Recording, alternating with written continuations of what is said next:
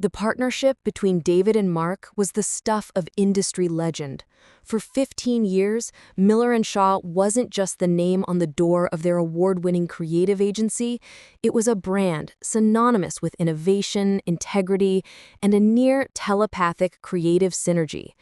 They had started in a cramped sublet office with 2 second-hand desks and a shared dream. Now, they presided over a 3-floor operation in the heart of downtown, with a roster of blue-chip clients and a trophy case that was overflowing. David was the pragmatist, the steady hand who managed the operations and client relationships. Mark was the visionary, the mercurial creative genius whose ideas sparked their most successful campaigns. They were more than partners. They were brothers, their lives and families intertwined in a bond forged over a decade and a half of shared struggles and triumphs. The conversation that shattered their world happened on a Tuesday. Mark had asked for a private meeting, his tone on the phone uncharacteristically somber. When he walked into David's office, the vibrant, energetic man David had known for half his life was gone. In his place was a pale, hollowed-out stranger. Mark's shoulders were slumped, his eyes were shadowed with a deep, unfamiliar fear, and he looked as though he hadn't slept in weeks. "Close the door," Mark said, his voice a hoarse whisper. David's heart began to pound a slow, heavy rhythm. "Mark, what is it? What's wrong?" Mark sank into one of the leather chairs opposite David's desk, running a trembling hand through his hair. He wouldn't meet David's eyes. He stared at a fixed point on the carpet, his jaw tight. "I went for some tests last week. I've been feeling off, tired, pains I couldn't explain." He finally looked up, and the raw terror in his eyes made David's breath catch in his throat. "It's not good, Dave. It's a neurological thing. Aggressive. The doctors, He trailed off, unable to finish the sentence. David felt the floor drop out from under him. "What do you mean, not good? What are they saying?" "They're saying I need to start an intensive treatment protocol immediately. It's going to be brutal. It's going to take everything I have. I can't work. I can't be here. The stress, the pressure, it would kill me. I have to step away, David. I have to step away from all of it." The words hung in the air, thick and suffocating. David stared at his friend, his partner, his brother, and saw a man utterly broken by a terrifying diagnosis. The agency, their shared dream, suddenly seemed laughably insignificant in the face of this. All David could feel was a profound, aching sorrow and a desperate, primal urge to protect the man in front of him. "Mark, whatever you need, time off, a sabbatical, anything. We'll hire people to cover for you. The agency can run itself for a while. Your health is the only thing that matters." Mark shook his head, a gesture of deep, weary finality. "You don't understand. This isn't a sabbatical. It's indefinite. It could be years. It could be forever. I can't be a dead weight, a name on the door who doesn't contribute. It wouldn't be fair to you, to the staff. I need to be completely free of it, to focus on this fight with everything I've got." He took a deep, shuddering breath. "I want you to buy me out." The words, "buy me out," struck David not as a business proposition, but as a tragic necessity, a final heartbreaking admission of defeat from his friend. His mind wasn't on contracts or valuations. It was on Mark, on his family, on the terrifying, uncertain future that had just been laid at their feet. The immediate, overwhelming instinct was to make this process as painless and as generous as possible for Mark. "We don't have to talk about that now," David said, his voice gentle. "Let's just focus on you, on getting you the best care." "No," Mark interrupted, his voice firm, though his hands were still trembling. "This is what I need to do. For my peace of mind. I can't go into this treatment worrying about money, about what will happen to my family if the worst happens. I need to know they're secure. Please, David, help me do this." The plea was a masterstroke of manipulation, though David, blinded by sympathy and fear, saw only a friend's desperate need for security. The negotiations, if they could even be called that, were swift and painfully one-sided. Mark's lawyer drew up a proposal, and David agreed to it with barely a glance. The valuation was generous, far exceeding what the company's books would justify in a normal sale. It was based on future growth projections, on the optimistic assumption that the agency would continue its meteoric rise even without its creative visionary. The buyout would liquidate most of the company's cash reserves. To cover the rest, David would have to take out a significant personal loan, leveraging his own home as collateral. His accountant advised against it, calling it a catastrophic financial risk. You're paying a premium for a company that's about to lose 50% of its core talent. You're putting yourself and your family in a very precarious position. David didn't care. "This isn't a business deal," he told the accountant, his voice tight with conviction. "This is me taking care of my best friend. Put a price on that." He signed the papers in a somber meeting at the lawyer's office. Mark looked frail, his gratitude expressed in a weak, watery smile. As they finalized the agreement, David's lawyer insisted on one standard boilerplate clause, a 5-year, industry-wide, non-compete agreement. Mark's lawyer waved it off as a formality. "Given the circumstances," he had said with a sad shake of his head, "I don't think my client will be competing with anyone for a very long time." The day Mark cleared out his office was one of the darkest in the agency's history. The staff, who had been told only that Mark was leaving for serious health reasons, formed a tearful receiving line, offering hugs and words of support. David helped him pack a box of personal belongings, the silence between them thick with unspoken fears. As they stood together in the empty office, David handed Mark a small, heavy box. "A going-away present, for when you beat this thing." Inside was a vintage Swiss watch, a rare model they had both admired in a shop window years ago. It had a unique, intricate dial and a custom engraved back. "To a lifetime of shared time, D&M." Mark was overwhelmed, his eyes filling with tears. "David, you shouldn't have." "Yes, I should have. Now go, get better. That's all that matters." David stood at the window and watched Mark walk out of our building for the last time. He felt a profound sense of loss, but also a quiet sense of pride. He had done the right thing. He had secured his friend's future, no matter the personal cost. Now it was up to him to save their company. The first few months without Mark were a brutal grind. David was no longer just a partner. He was the sole captain of a ship that suddenly felt massive and rudderless. He was working 18-hour days, trying to be 2 people at once, the steady operational manager and the creative visionary. He was exhausted, stretched thin, but driven by a sense of duty to his friend and their employees. Then, they lost the first client. It was a major airline account, one they had held for 5 years. The client called to inform David they were moving to a new boutique agency that had made them an unbelievably innovative pitch. David was stunned. The new agency, Apex Creative, had come out of nowhere. No one had ever heard of them.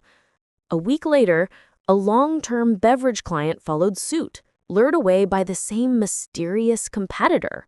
Then a third. A pattern began to emerge. Apex Creative was a ghost, a phantom competitor with no public face, no track record, but an almost supernatural ability to understand and poach Miller & Shaw's most valuable clients. The pitches Apex was making were eerily perfect. They seemed to have an intimate knowledge of Miller & Shaw's strategic weaknesses, of the specific pain points and unspoken desires of each client. They anticipated David's counteroffers, they exploited internal project details that should have been confidential, and they presented creative work that felt like a direct, surgical evolution of Mark's signature style. It felt less like competition and more like sabotage. David started to feel a creeping paranoia. Was there a leak? A mole on his team? He held tense, closed-door meetings, reviewed security protocols, and instilled a new level of secrecy. But the client exodus continued. The atmosphere in the office, once collaborative and vibrant, grew thick with suspicion and fear. David lay awake at night, the loan he had taken out for Mark's buyout hanging over his head like the blade of a guillotine. The company was bleeding, and he didn't know how to stop it. The industry was buzzing about Apex Creative. They were the new darlings of the advertising world, a disruptive force that had come out of nowhere to land a string of high-profile accounts. The mystery surrounding the agency only fueled the hype. They had no office address listed, no team bios on their website. All communication was handled through a high-priced law firm. The founder remained completely anonymous, a phantom figure spoken of in hushed, reverent tones. The breaking point for David came in the form of a glossy industry magazine delivered to his office on a rainy Tuesday morning. The cover story was a multi-page feature on Apex, the enigma of Apex, how a ghost agency is conquering the market.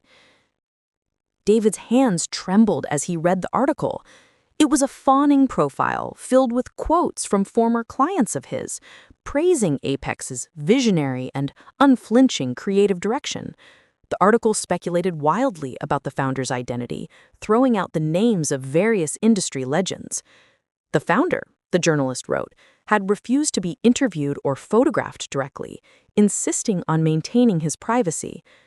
But he had agreed to one photograph, a single, artfully composed shot meant to enhance his mystique. The photo was of the founder sitting in a high-backed chair, his back to the camera, looking out over the city skyline from a sleek, modern office.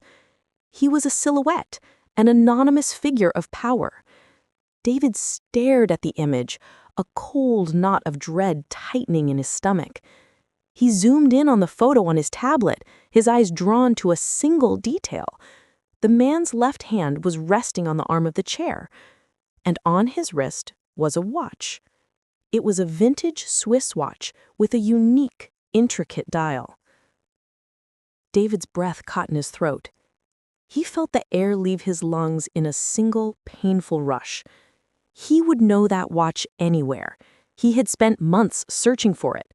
He had held it in his hands. He had had the back engraved. To a lifetime of shared time, D and M. It was the watch he had given Mark. The world seemed to tilt on its axis. The magazine slipped from his nerveless fingers and fell to the floor. It couldn't be. It was impossible. Mark was sick. He was fighting for his life.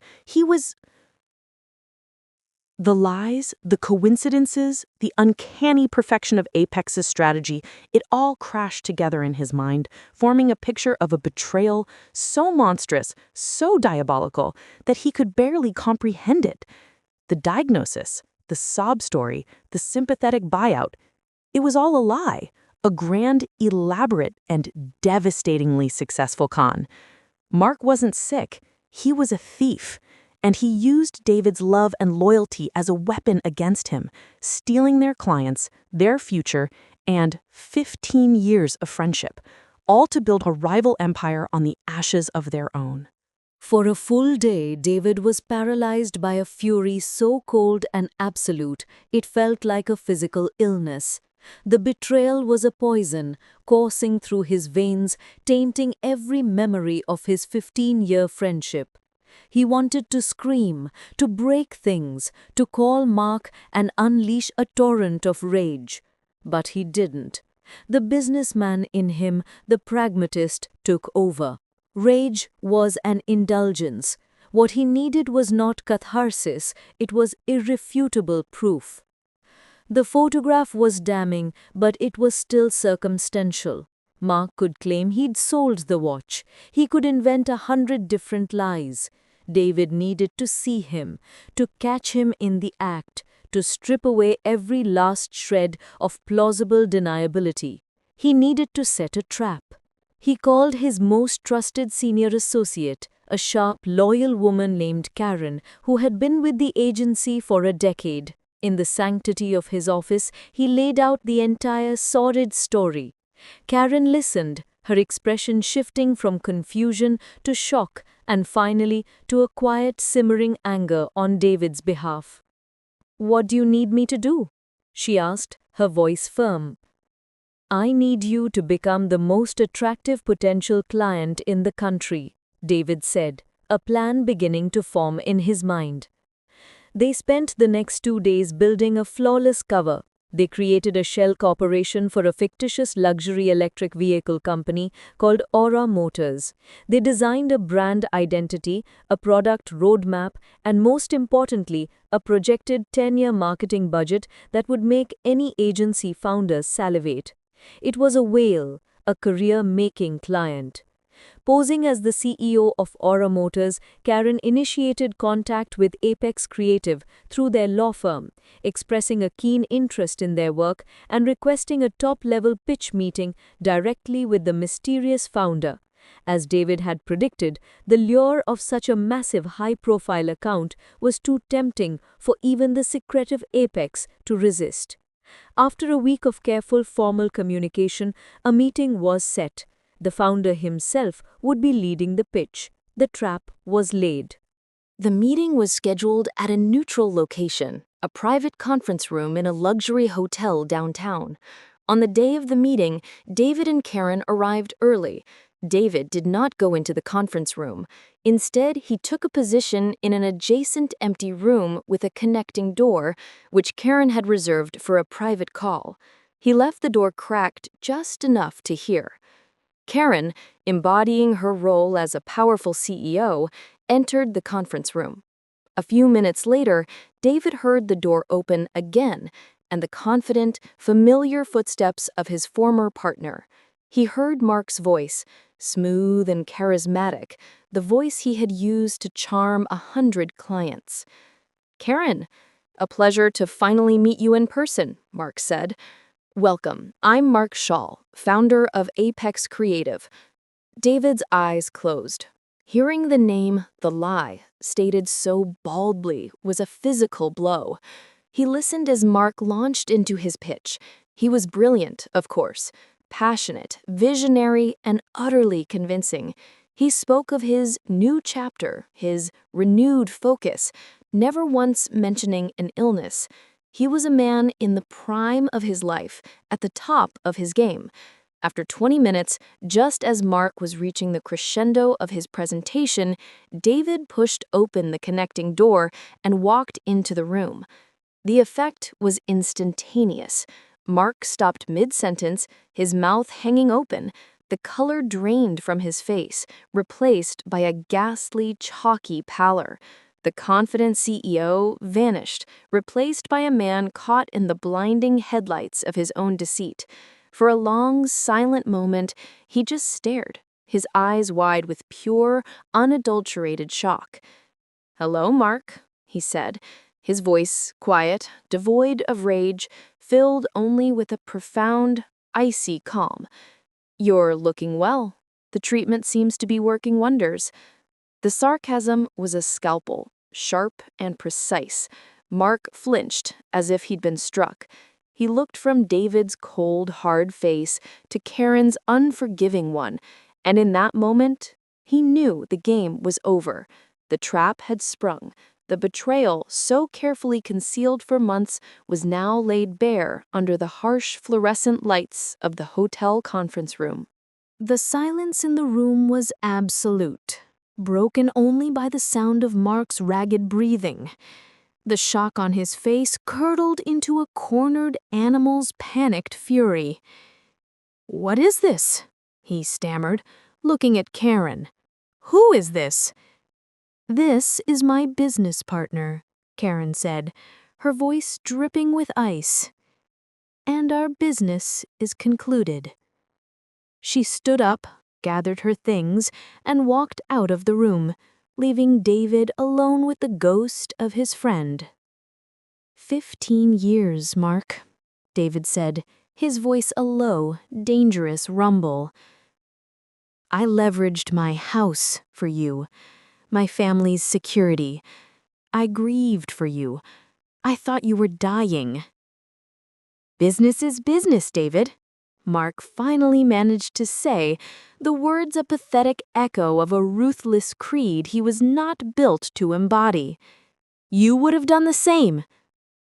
No, David said, the word a final damning judgment. I wouldn't have. That's the difference between us. David turned and walked away, leaving Mark standing alone amidst the wreckage of his grand deception. The next morning, David didn't call Mark. He called his lawyer. Enforce the non-compete, he said, his voice flat, to the fullest possible extent. The clause in their buyout agreement, the one that had been dismissed as a mere formality, was in fact ironclad. It had been drafted by David's meticulous lawyer to be a fortress, protecting the agency from any conceivable threat. It prohibited Mark from engaging in or having a financial interest in any competing business in the industry for a period of 5 years. The legal action was swift and merciless. David's lawyers filed an injunction presenting the irrefutable evidence of Mark's scheme, the signed non-compete agreement, the list of poached clients, and Karen's sworn testimony about the phony pitch meeting. Mark's new venture was legally dismantled before it ever truly began. The injunction forced him to cease all operations immediately. His clients, learning of the massive fraud he had perpetrated, fled in droves, not wanting to be associated with such a toxic scandal. His reputation, once golden, was not just ruined, it was annihilated. He was an industry pariah, a cautionary tale whispered about in boardrooms and at cocktail parties. The final blow was a public retraction and apology that the court forced the industry magazine to print, detailing how they had been duped by Mark Shaw. The secretive but brilliant founder was exposed for what he was, a common cheat. David got his agency back on its feet, slowly and painfully winning back the trust of the clients he had lost. The money from the buyout was eventually returned through a court order, but the friendship, the 15 years of shared history, was gone forever, a casualty of a war David had never wanted to fight.